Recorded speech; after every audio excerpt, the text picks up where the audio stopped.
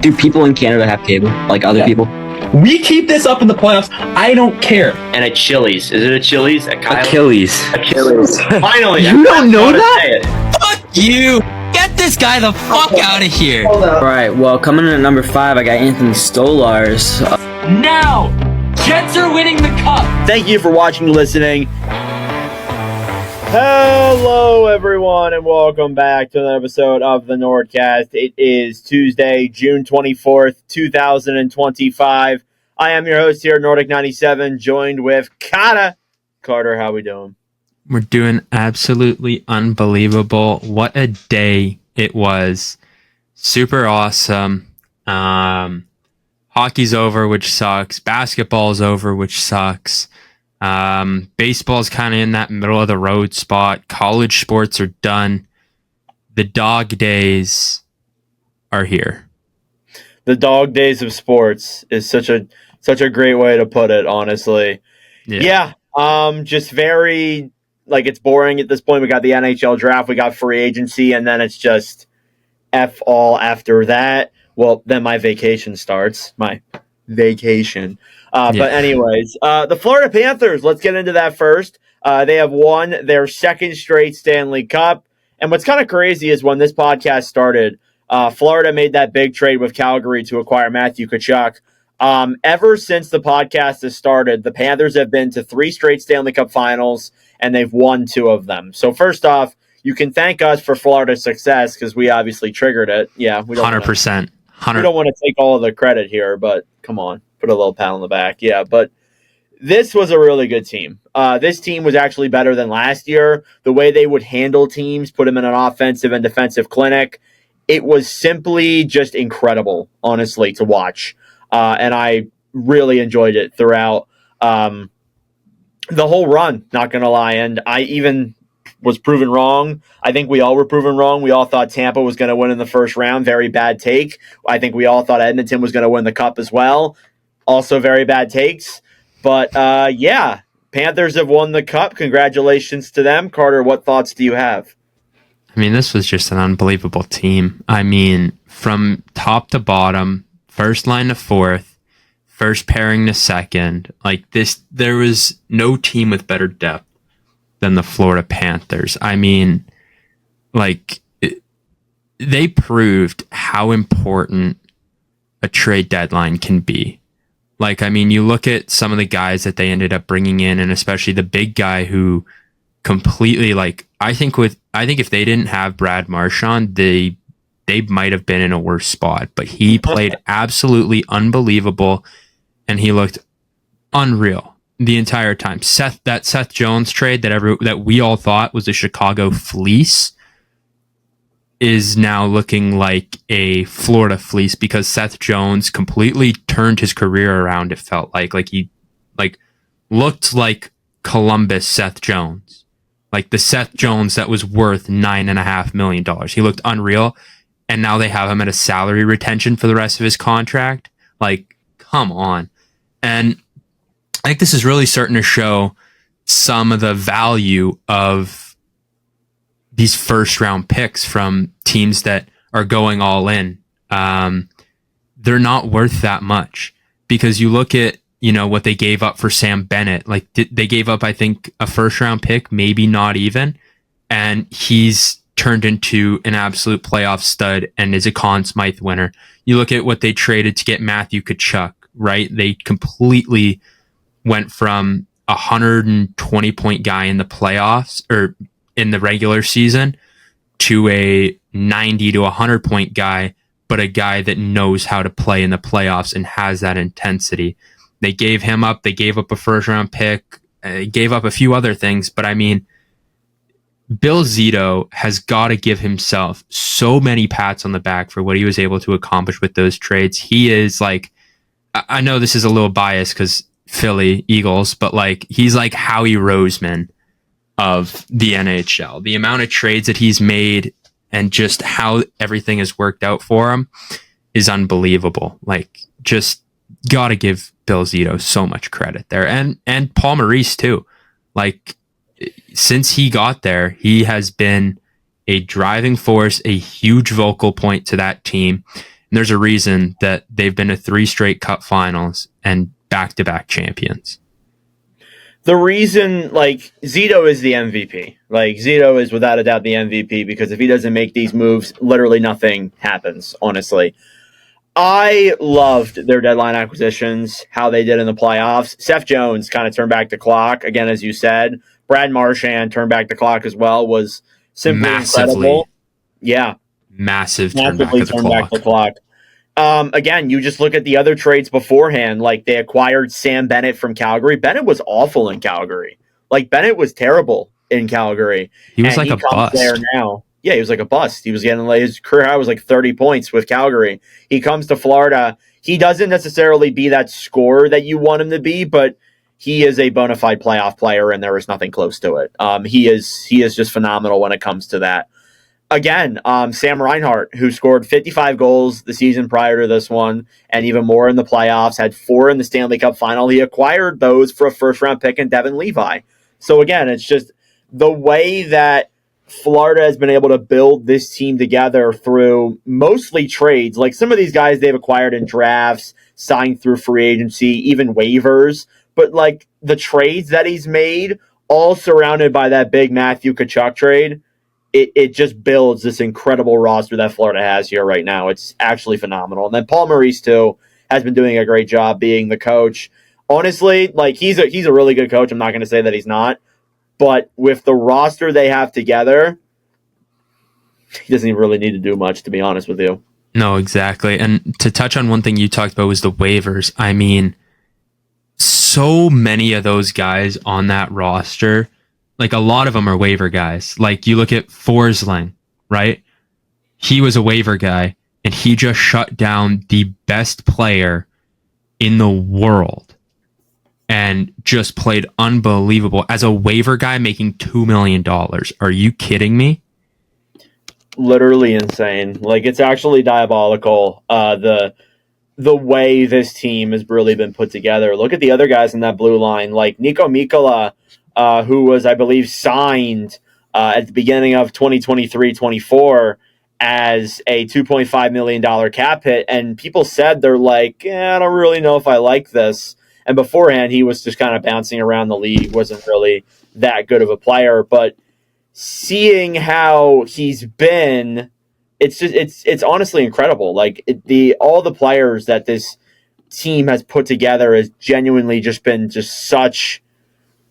It's like, I can't believe it. I'm at a loss for words with some of the ways these players have played. Again, just looking at Mikkola and, like, even a guy like Nate Schmidt, who was signed. He was bought out by Winnipeg, a year ago, 2 years ago? He comes here to Florida on I think it was like a league minimum deal. Let me go look again. Yes, it was basically a league minimum deal. $800K he got paid this past year. And he was phenomenal on the back end for Florida. There were so many games where Nate Schmidt would, like, score a goal or pick up 2 or 3 assists, and I'd be like, what the hell? How did he have that many points? Like, just the way this Panthers team is built and put together, it's simply unbelievable. But yeah, this is a great team. And I really do think, like, they can go far next year as well. Like, I think it's not impossible. Anything to say on the parade or any other thoughts you have about Florida? Oh, man. There's not a lot of things I have to say. I mean, they were so good. But if there's one thing I will say is, one, their parade was crazy. They were going all out, which, I mean, is fine because this one went to game 6. Last one went to game 7. I could tell all those guys were hurting. But you go back to back, you beat the same team in less games, and you want to celebrate crazy. I'm all for that. But, they might have just woken up Connor McDavid. Oh my, that Matthew Tkachuk comment, Connor McDavid who? You're telling me that Connor's not thinking about that consistently? Like, oh my goodness. This could get scary. He definitely is, but I feel like he said that. I feel like we said that last year with McDavid, and then he comes in there and still gets shut down. So I don't know. I get what you're saying, though. I totally get it. I think they were partying for, like, days afterwards. Like, I know they were not getting any sleep at all, partying. Oh no, I think that funny moment of Barkov going to the Ring doorbell, and he just like was like rang the doorbell, and the wife was just like, he's coming down. And it's like, you just know that, like, if Alexander Barkov shows up at your front, I don't care what time it is. If it's 3 a.m, I don't care. If Alexander Barkov's out front of my door holding the Stanley Cup, I'm going out there. That was such a sick clip. I loved that. That was hilarious. That was pretty awesome. I love that a lot. That was so cool. But yeah, moving on from the Panthers, what now for the Edmonton Oilers? Back-to-back Stanley Cup final losses. We really thought they were going to be able to get it, but it just wasn't in the cards. No. It wasn't. And it stinks because I was really pulling for the Oilers this season to get it done, and they couldn't. And it just sucks really bad, but I think there's going to be changes next year. I think Scott Bowman, I almost said Stan Bowman, not the Hall of Fame coach. Bowman said that they were going to make changes. Not to the defense necessarily, which is okay. I mean, you look at the defense, you can't really move on from some of those guys. You have to keep Bouchard. I don't know how else you could really justify it. You have to keep him. You can't trade Darnell Nurse without giving up like a positive asset going the other way, or buying him out either, because that would basically be equivalent to just having him play the rest of his contract out. And you really can't do anything else. So the defense stays the same. What's really going to change here, though, is the goaltending and the forward core. I think we're going to see some players get traded, like Evander Kane, Victor Arvidsson, guys for cap. And then the biggest thing is, what do they do with Stuart Skinner? So what are you thinking? What do you think the Oilers need to do? Right now, I think their biggest, not exactly right now, but it's something that they really have to talk about, is doing whatever they can to keep McDavid at Edmonton. I think that that's the biggest thing they have to do, whether it's a 4-year deal or an 8-year deal. You have to make sure that this guy stays at Edmonton. So in order to do that, one, you're really going to have to keep Bouchard. He is going to make 7 figures, or probably 8 figures. Sorry. He's going to make like 8 figures, which sucks knowing that you'll possibly have 20 million tied up between two defensemen, two defensemen who aren't very good defensively, which sucks. So that really sucks. And then you have, let's say McDavid signs for 16 million, which he totally could. Like, I feel like that's not even an overpay at all. But then you see you have 30 million tied up between your top 2 forwards, and then it comes down to, holy fuck, we have 50 million between 4 guys, over 50% of the cap, and then things are going to get scary. So there's a lot of things that has to happen here. And if Bouchard's a guy you have to keep, you cannot keep Darnell Nurse. And if Darnell Nurse is the guy you're going to keep, you can't keep Evan Bouchard. You have to pick one of the two, because you cannot, one, you can't let Leon Draisaitl go. And 2, you cannot let Connor McDavid go. Like, because no, I know. I'm just saying, like, if you're going to spend like a maximum amount, it's got to be to keep Connor and Leon. So I think that's got to be some. I think Corey Perry is still going to get another shot. I'd let Jeff Skinner go. Connor Brown and Trent Frederick and Kasperi Kapanen, I think, should get long-term deals, but it'll be at a lower AAV. I think that would be like what Trent Frederick got, like what Trent Frederick just got. Did he just sign? Yes. Frederick got, I mean, I don't really like the deal, but it's an 8-year deal worth 3.85. Oh, really? Something similar to that, yes. Frederick was a free agent, but he re-signed with the Oilers. When did that happen? Literally like a couple of days ago. Like, I think like actually like the day after the Cup final was over. Because I'm on Puckpedia and they don't have anything. Oh, that it might not be confirmed yet. Okay, but that's like a big almost basic confirmed rumor almost. I think it's basically confirmed. It's just that the Oilers. Okay. I think you might have to wait till July 1st. I don't know. Yeah. But. Oh, yeah. You know what? That makes sense, or something like that. I don't know, but yeah, like if they sign, most of those guys to long-term deals, at a low AAV of like 3 million or less, I think that'd be really good because I think Kasperi Kapanen was really good. I liked him in the playoffs. Connor Brown's not a bad depth piece, especially at 3 million.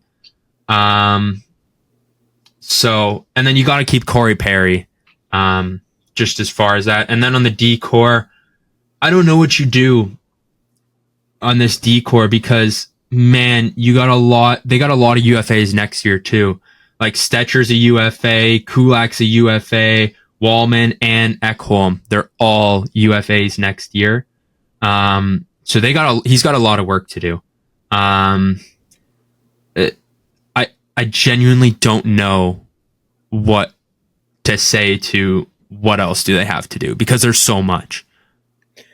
I think, well, yeah, you got to look at McDavid. McDavid's the biggest one, but I feel like the next possible thing's got to be the goaltending. I mean, honestly, just like I don't believe Stuart Skinner is the guy. No. I don't know how else to say it. I don't know what other way to put it. I don't care if he has insane game 4 numbers. I don't care. I know he's proven me wrong so many times before, and all these Oilers fans will go from like, neglecting him to like, oh, he's the greatest goalie we've ever seen, and he's going to win us a cup. He's going to prove everyone wrong. The goals he allowed in the Stanley Cup final and throughout the playoffs, he's a good goaltender. He's a solid goaltender. He's not good enough. He's not a Stanley Cup goaltender. If you go to 2 cup finals with this guy and you can't win 1, you got to look somewhere else. You have to. Just looking at the goals he allowed as well. What's that? And you had to pull him in a game? You had to pull him in a game, yes. And the fact that you're also going to, your backup goaltender as well in Calvin Pickard, who was good. Like, I'm not going to say Pickard was bad. Pickard was a pretty good, like, when he came in, he was good. But I'm going to tell you this right now. Like, you shouldn't, like, did you see Florida go to their backup? Did you see, I know Vegas did go to another goaltender, but I think that was due to injury. Did you see that happen to Vegas? Did you see that happen to Colorado? Outside of an injury, that's different because in Colorado and Vegas, that's what happened. Kemper got hurt. Francouz came in. Hill got, or not Hill. Who was it? Bressois got hurt and then Hill came in. Was that what happened? But anyways, like, you don't see your backup come in and you need to have a goalie who can just lock it down for you and win. Vegas and Colorado got fortunate because, Hill and Bressois were 2 very good goaltenders. And with Colorado, they got bailed out for a little bit because Kemper came back. But going back to Tampa, Vasilevsky played every game. I don't think whoever the hell was their backup, and I know it wasn't a good goaltender because whenever he would play, they would allow 7. Like, you don't see that with cup-winning teams. Look, I get it. You want to have a good tandem. This isn't a good tandem. This isn't a cup-winning tandem. I'm sorry. It's actually, no. I should say this. It's a good tandem, but it's not a great tandem. It's not a cup-winning tandem. And I'm sorry if I'm breaking some people's hearts by saying that, but it's true. You can't sit here and tell me that Stuart Skinner will win the Oilers a Stanley Cup. Not after the last 2 years. No way. No. So, in your opinion, where should they try and pivot to? Do you have a goalie in mind at all? So that's the thing. I could say all I want here about how, they need to go for another goaltender. And it's easier said than done. I'm just an irrelevant, broke college student talking on a podcast that the Oilers need to get a goaltender. Like, I'm not in the analytic room. I don't know. I can speculate. I don't know the price of goaltenders. I'm sure it's not that cheap, to be honest with you. But like the guys that I've been thinking of, John Gibson's one that comes to mind. They've been talking about Gibson for a long time. We've been suggesting that. He's my number 1 right now. Yeah. Thatcher Demko's another name as well that you could look at. I think you need to just look at guys like who, not like, maybe they're not, I don't know, because like the problem with Skinner was that he developed in the system. He's an Oilers developed goaltender. I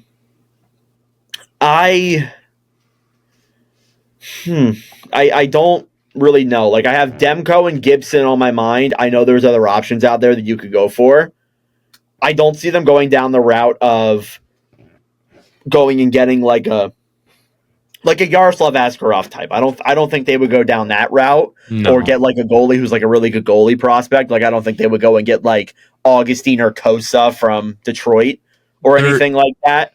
They're too much in like a win now spot. They need a goalie now. And that's the biggest thing. They need a goalie who has proven that he can win. Maybe not win a cup, but proven that he can win, proven that he can be a consistent goaltender in net, unlike Stuart Skinner.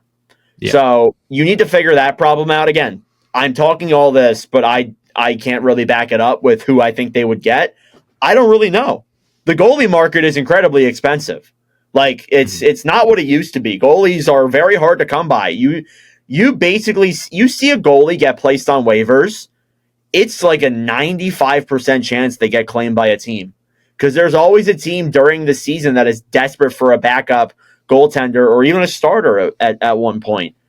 It's hard, but the Oilers need to, and I'm going to refer to Connor McDavid here, they need to dig deep and get a deal done, because you've proven with Stuart Skinner that it's not going to come from your system. It's not. And again, I'm going to say this. There's no way you are going to win a Stanley Cup after you just went to back-to-back Cup finals with this guy and lost both of them. There's no way. And this year, I'm going to be blunt with you, it makes last year look like a complete fluke. How they came back in that series, and they did lose in 7, and Skinner played very well. Makes it look like a complete fluke, honestly. Again, I said some things about the forward core. I just think that, like, I do agree with you. Who really cares, like, if like all these deals are on long term? If you're contending for a Stanley Cup, hell, you win a Stanley Cup, who cares, honestly? If you have those contracts and they're just like drags on the last like 4 years, who cares? The McDavid comments, I really wasn't worried about. I think that he literally just lost the Stanley Cup. I don't really think he's thinking about staying at Edmonton right now, which is not a bad thing. I'm just going to put that out there. I really do believe that he's going to stay. I think with Draisaitl being here, he's going to stay. You go to back-to-back Stanley Cup finals, you know you can win. You know you can get there and win. So I think he stays. I do think there's going to be guys that get traded. Like I said, Evander Kane and Victor Arvidsson take up like $9 million in cap. You could use that $9 million in cap to sign McDavid, or hell, go out and get a goaltender. So I think I could see that happening. But overall with this Oilers team, I think a lot of it's going to stay the same, but there's no way they don't make changes. There's no way things don't go down. So I'm just going to put that out there right now. I know I kind of went on a little bit of a tangent, but do you have any more thoughts on the Oilers or anything? No, but I know that they got a lot of work cut out for them this offseason here. So I'm excited to see what they do, because it's going to get quite fun. I'm excited. It is going to get fun. This week is going to be very fun, which I definitely need with the week that's been going on for me, Reese, this week. Let's jump into the news around the NHL. And Carter, we're going to start off with the big thing that I know you want to talk about. Carter, you have been saying for years that you wanted Trevor Zegras to come to Philadelphia. Carter, you got your wish. Trevor Zegras is a Philadelphia Flyer. He has been acquired today in exchange for Ryan Poehling, a 2025 second-round pick, which is 45th overall, and a fourth-round pick in 2026. Carter, I have a lot of thoughts with this, but I'm going to go to you first, because you have been praying for this for years. What are you thinking, dude? I already bought the jersey. I know you did. You told me. You told me you went and already bought the Zegras jersey.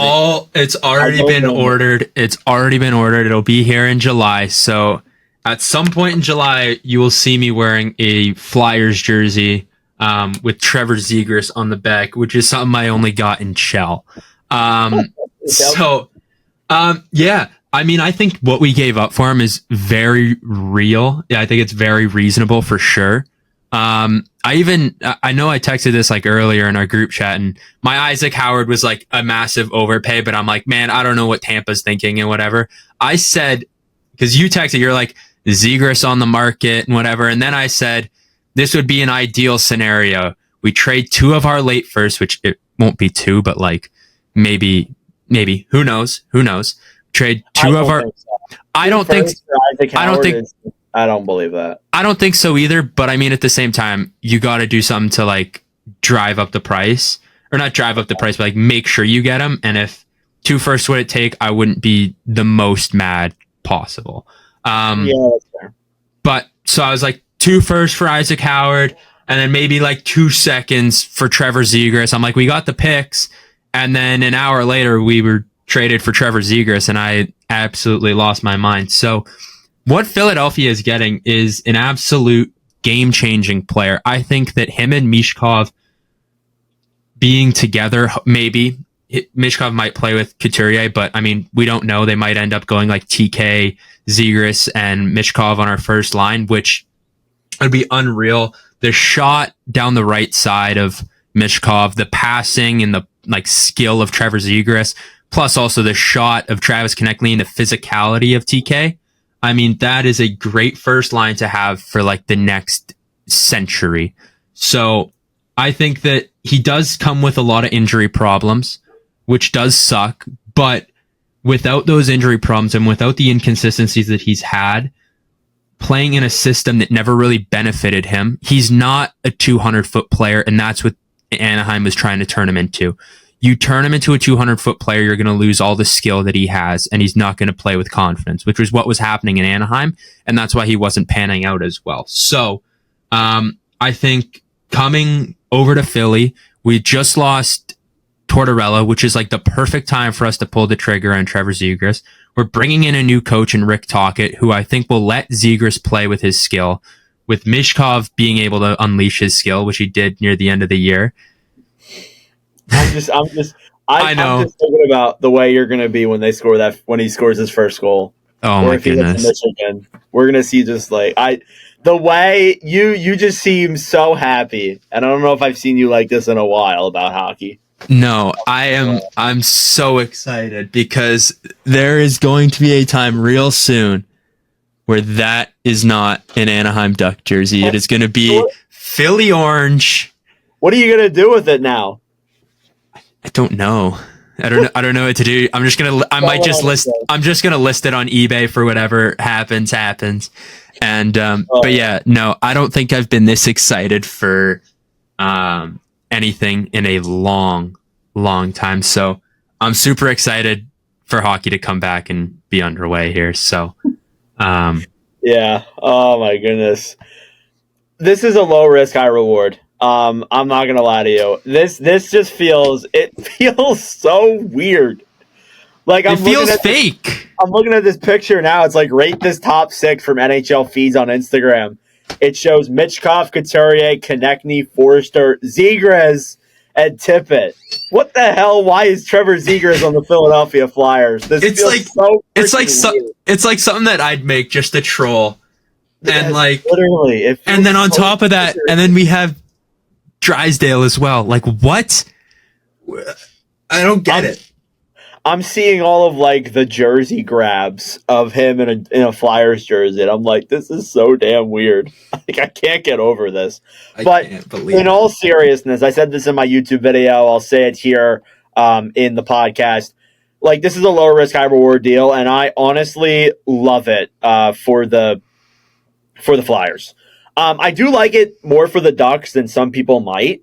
I'm going to be honest with you, Carter. I really do believe that like Ryan Poehling is a guy that Anaheim needs more than a guy like Trevor Zegras. And that's not to say that like, oh, they don't need Trevor Zegras. Anybody would want that kid with that amount of talent. Just the injuries and his production just wasn't there in Anaheim when he was healthy, and then obviously being hurt, never got really on his feet the last 2 seasons. I just believe that Anaheim could use a guy like Poehling who's more experienced. He's a little bit older, could be a good depth piece. And then as well as that too, like I feel like their top 6 is already loaded with really good players like Beckett Seneca coming up next year. You got Cutter Gauthier. Wonder how that's going to go. Poehling and Gauthier talking after what went down. But anyways, I wonder how that's going to be too. Zegras seeing, I guess it doesn't really matter. But anyways, I think he's going to be a good depth piece there. And the second and the fourth,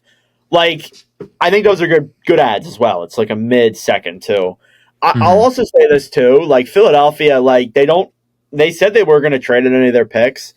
I was a little bit against that. I'm really glad they started trading some of them because I really do believe that this pick and like the other like 700 first round picks or second round picks they have, I really did believe that it just wasn't. I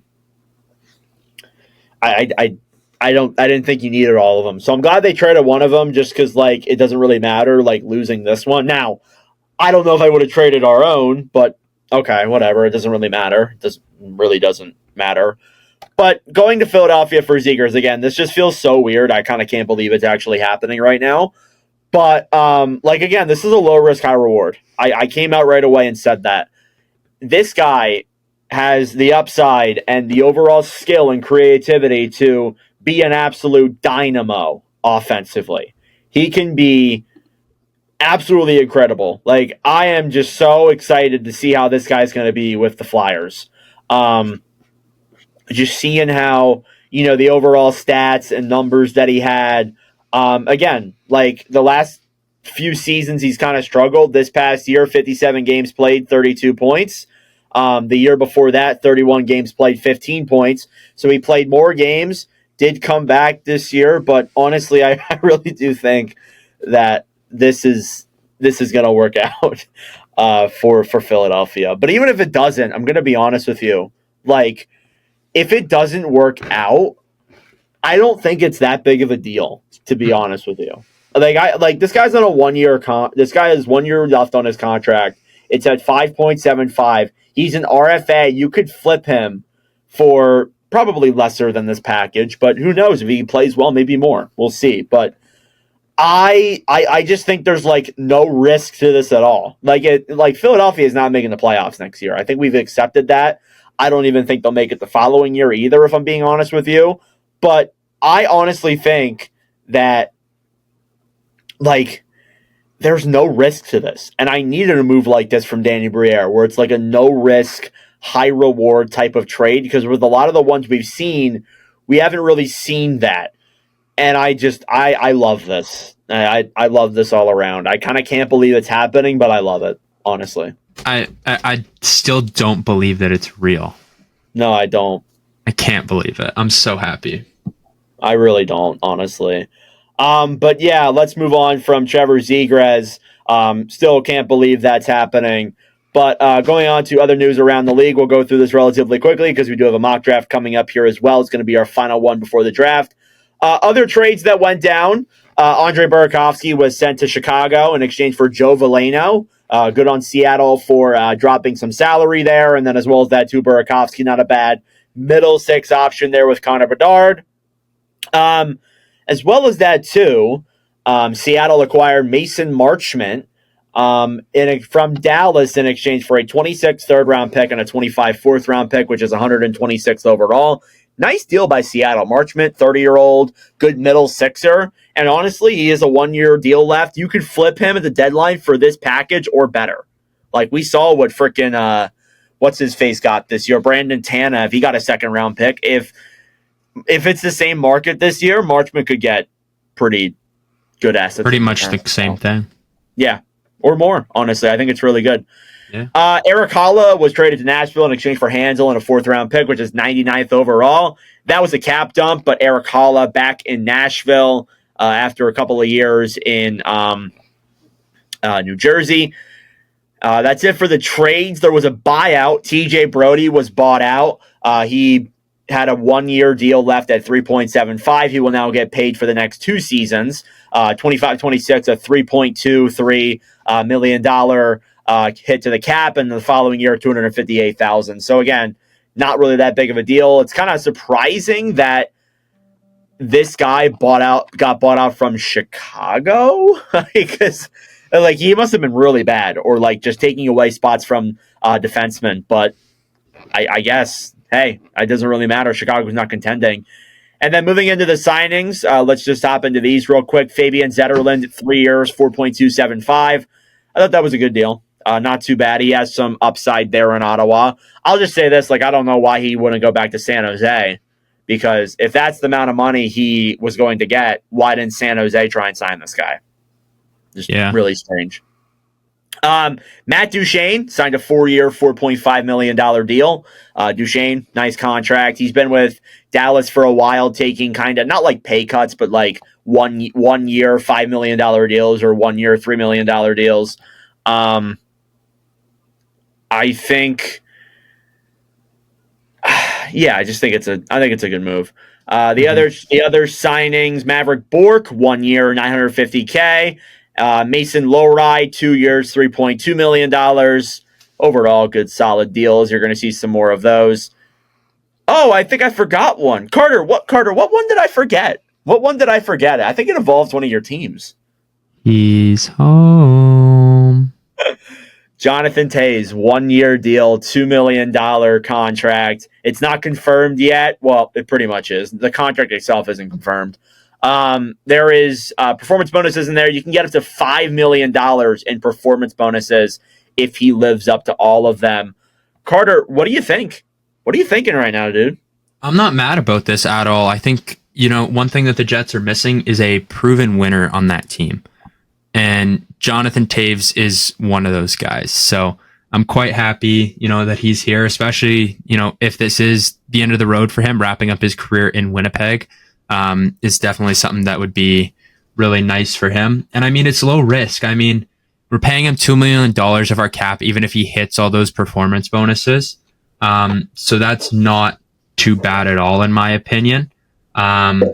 So having that is very nice. And then it's every 10 games after 20 that he'll get $550,000. So not too bad there. And I mean, I said it, if he's even like a half point per game player, I'd consider this an absolute win. Whether he plays second line, third line, fourth line, I mean, I'm not mad at this. I think that getting him to return home and have him make the playoffs and be able to coach a lot of our guys to be like, hey, this is how the playoffs work. Play like this, because we don't have anyone like that on this roster. There's not a single guy I don't think we have a single guy who has a Stanley Cup. And JT has 3 of them and a Conn Smythe. I honestly think like this is like a low risk, high reward type. I agree. Kind of the same way with Zegras. I think there's a little bit more risk to Zegras because you actually gave up assets, but for Toews, there's literally none. Like if Toews doesn't work out in Chicago, in Winnipeg, simply being put, they can literally just trade him. Or not trade him. They can just literally let him walk next year. And he ends his career in Winnipeg, how it should be. Ends his career where he was born. Yeah. Again, so I really like this a lot for the Winnipeg Jets. Now, what depends here is what kind of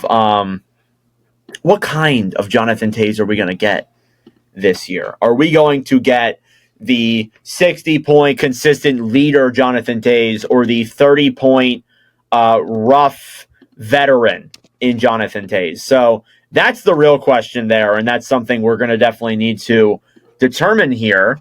But honestly, I think that this is a great deal, in my opinion. So I like it a lot. Let us know your thoughts in the comment section down below, but I guess we'll see how it goes. Now, that being said, it is now time for our final mock draft. So here we go. It is time for our final mock draft of this season. This is actually our third one and final one. We have Jack joining us. Jack, how you doing? Doing good. Good to hear. All right, let's just hop straight into it. We got the top 21 picks. Obviously, again, last year we did a draft recap. There is going to be one this year. Carter is going to be away, though, so it may not feature Carter, which is okay. But let's just hop right into it. First overall pick with the New York Islanders. Carter gets that first selection. And who are you taking, Mr. Richaud? I think that this is the obvious first overall pick. Well, not obvious. I mean, I guess you can go two ways here. But I think that the best player in this draft class and should be taken number one overall is Matthew Schaefer, the left D-man from the Erie Otters. The best defenseman in this class by far. He's in a tier of his own. By far my favorite skater to watch in the draft, and he's a great defenseman.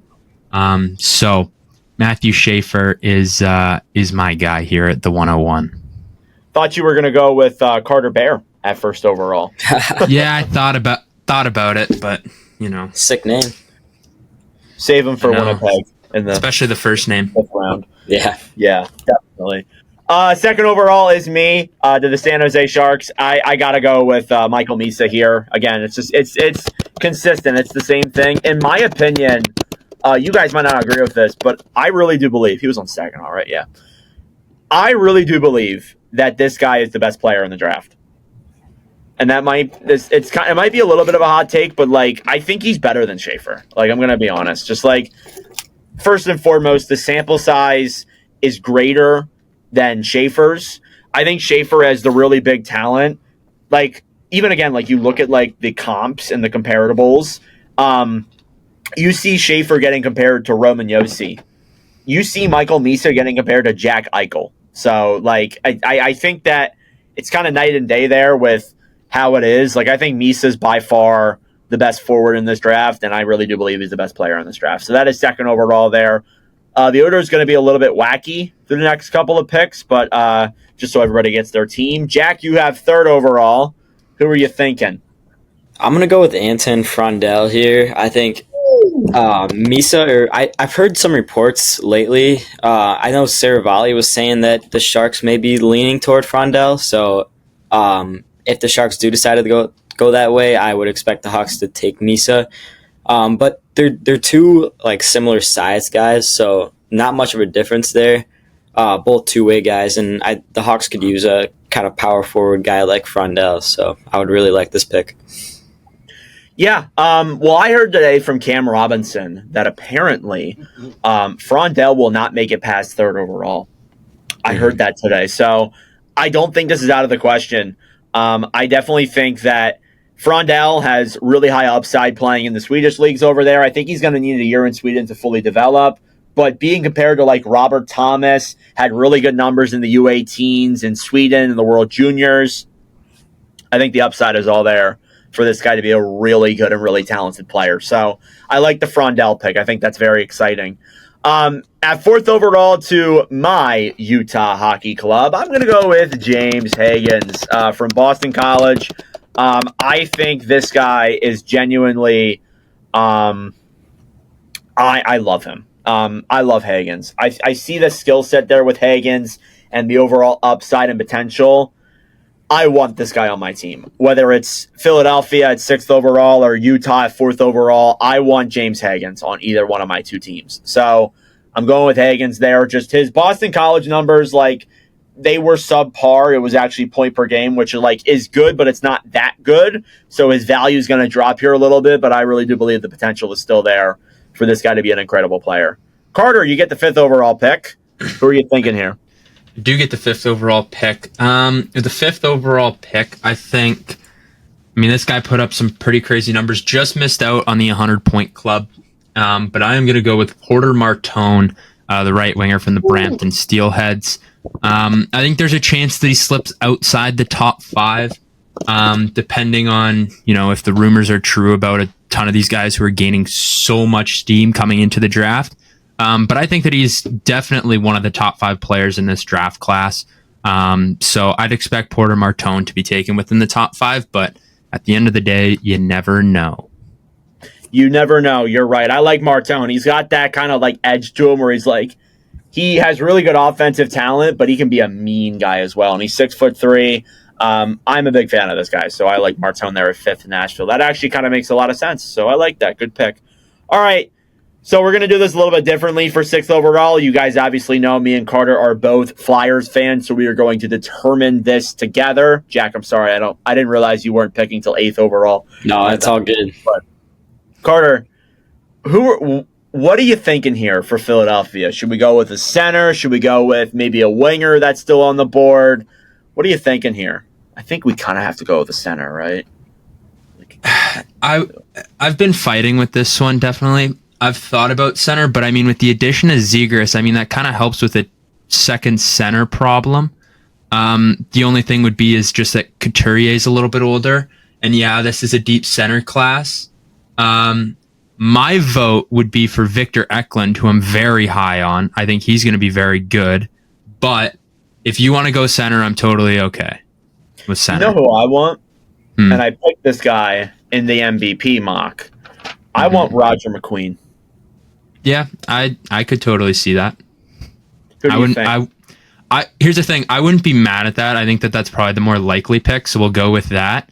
But I'm very scared of the fact that injury-prone Brandon Wheat King, taken very highly in the first round. Scary. I'm going to say the same thing about giving Nolan Patrick? No, he ain't going to be Nolan Patrick. Roger McQueen said at the combine that it was a fracture and that it was not a recurring injury that was going to keep affecting him. I know. So that's number one. Number two, this guy is 6'6". He is like Tage Thompson. His best case scenario is Tage Thompson. And I'm going to be blunt with you, Carter. I don't think Trevor Zegras is going to be a number one center. No, I don't either. Okay, I think he'll be our 2C by far. Now that we got that past us, I don't think Couturier is going to be around much longer. I hate to say it, I really do, because I love Coots, and I feel like he's been treated so unfairly here, especially after his injury with the whole Tortorella thing. I feel like you have to go center. Like, honestly, I feel like you have to. With the amount of centers in this draft, unless if you get first overall next year and you have Gavin McKenna, which I just don't see happening at this point. I think they're too good to get Gavin McKenna now with Zegras coming over there. We'll see. But I really do think you got to go center. Yeah, I agree. McQueen. I don't disagree with that. Yeah, Roger McQueen at 6th overall. Might be a little bit of a stretch since like Denoye is still on the board. There's a few other centers that are also on the board as well, but I like Roger McQueen a lot. All right, Carter, you get the 7th overall pick here now. The Boston Bruins. Who are you thinking? Well, I think this is where I'm going to say Victor Eklund. I know I said take him for Philly, but I mean, I think you kind of sold me on the center pick. So I like Victor Eklund. I've been very high on him. I think his brother Will looked very good in San Jose. It took a little bit of a time to develop, so I do expect kind of the same thing for Victor. But I think that he's going to be very good. So I'm expecting Victor Eklund to be a very good piece for Boston, and definitely someone who, they're not in win now mode. They don't need him to come over right away. So even if he takes a little bit of time, in Sweden or does something else, I don't think it's a bad case for Boston and their development path for him. Yeah. So I've been seeing Eklund drop a lot on boards. I've been seeing him go like around the Rangers pick. I don't know why, but I do like Eklund. I think he can be a big steal there for the Bruins, so I like that. All right, Jack, you finally get to pick again. 8th overall. Who are you thinking? I'm thinking Jake O'Brien here. I think he could have been a little higher on this list. Obviously, it's a very deep draft with a lot of centers really that are projected in like the top 15. But I would lean with Jake O'Brien. Seattle could use a center, so I go O'Brien for Seattle. Yeah, O'Brien's got that kind of like two-way style to his game and that overall potential. Like I'm looking at his best case right now, Nick Suzuki. So that's a talented first-line center who is honestly probably close to top 10 in the league at this point, maybe even top like 6 or 7. Had 98 points this past year with Brantford. I think that's a good pick. I like it a lot. All right, I get Buffalo here at 9th overall. The Sabres, I think they lean defenseman here, and that is why I didn't think he'd be on the board here, but I'm going to go with Radim Mertka from the Seattle Thunderbirds. I think Mertka has real upside. He's shown that he's a big physical force. He's 6'6", really good defensive defenseman. I think he's somebody, and he's a right shot as well. He's somebody that the Buffalo Sabres could really use. So I'm going to go with Radim Mertka there at 9th overall. Now 10th overall to the Anaheim Ducks. Carter, who are you thinking here? Right now, I'm between two guys. I am between Brady Martin of the Sioux Greyhounds, or I'm between Carter Bear of the Everett Silvertips. And if there's a few things that I have heard, especially regarding Brady Martin, is especially due to what we saw in the playoffs from Sam Bennett, that teams are going to be looking at Brady Martin pretty heavily. Now, Carter, I want you to think here. I agree with what you're saying. Mm-hmm. What does Anaheim need? A center. They're both centers. Yes. So then, who's the better center? Is my question for you. That's my thing. Is I'm trying to think here, because I think Carter Bear would probably he'd fit that skill set really well. But I also think that going with Brady Martin here and having him learn kind of how to be a physical scorer from Chris Kreider, a little bit from Dylan Strome, Alex Killorn as well. You mean Ryan Strome?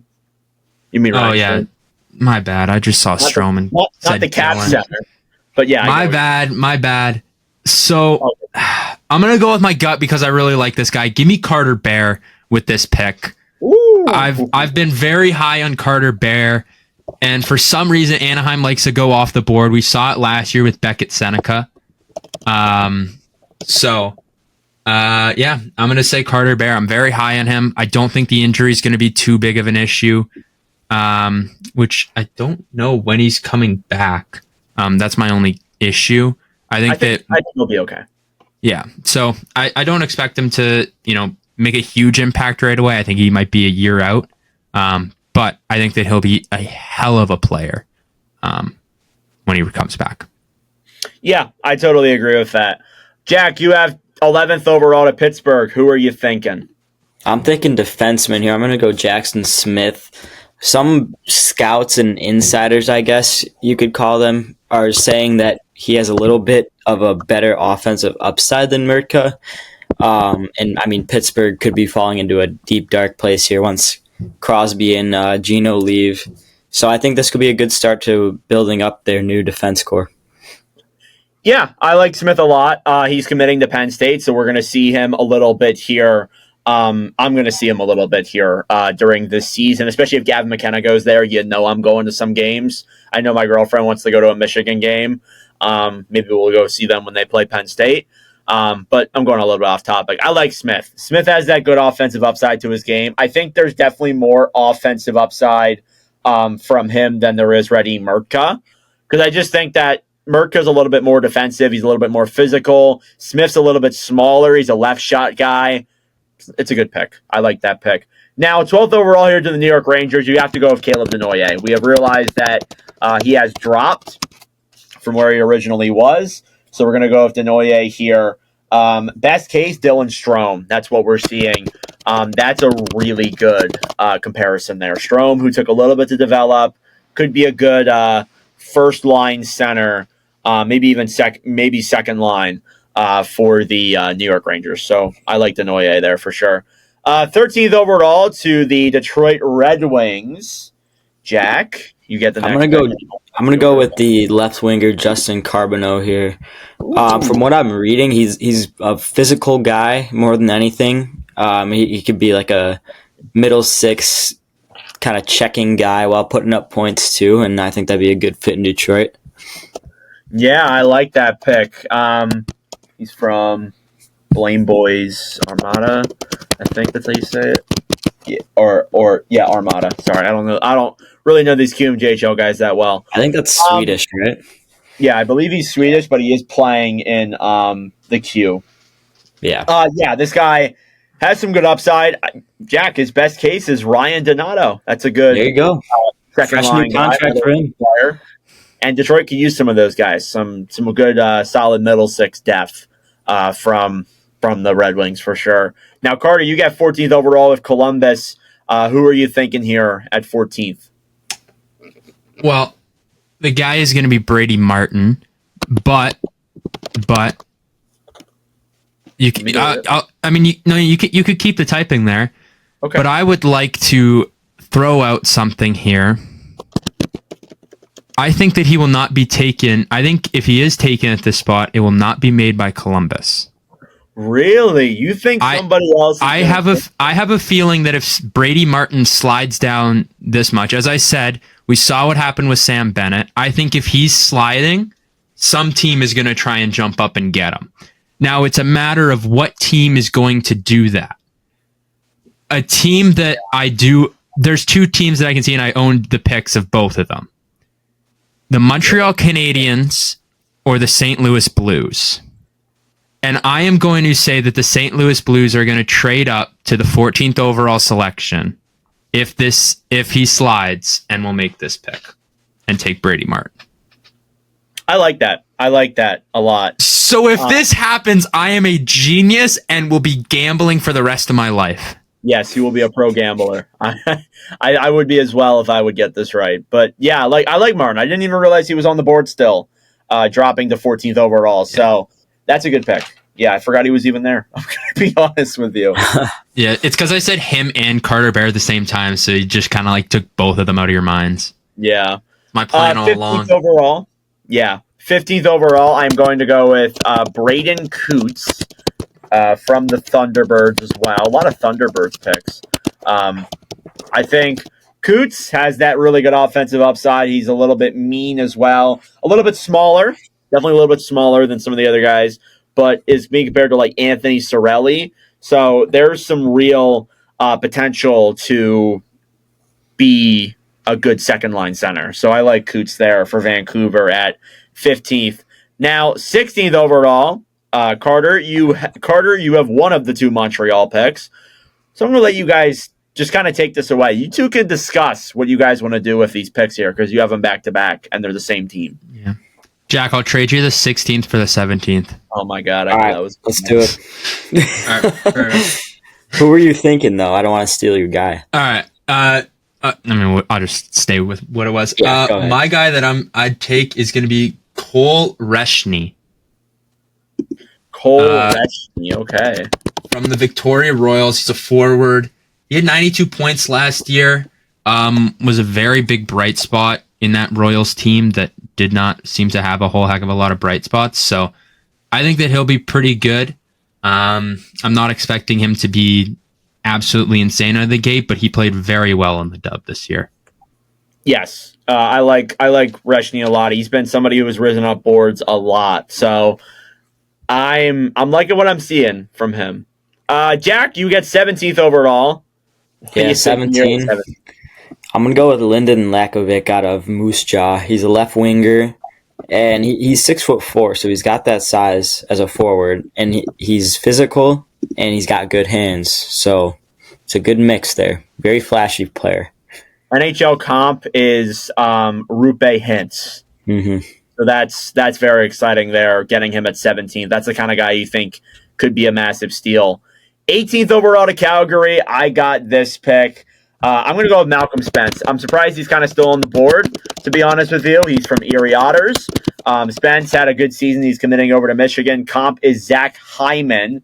He did really good in the U18s in Canada. Was a point per game. Had 73 points in 65 games played in Erie alongside Matthew Schaefer when Schaefer was healthy.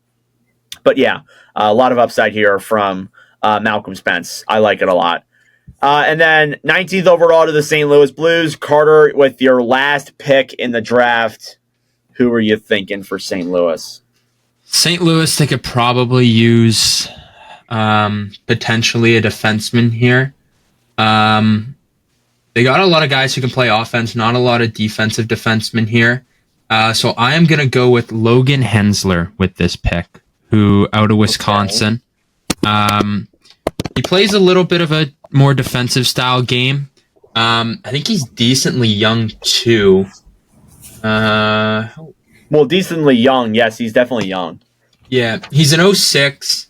He's not like the biggest guy in the world, but he put up 12 points as a freshman at the University of Wisconsin, which I think is still very good.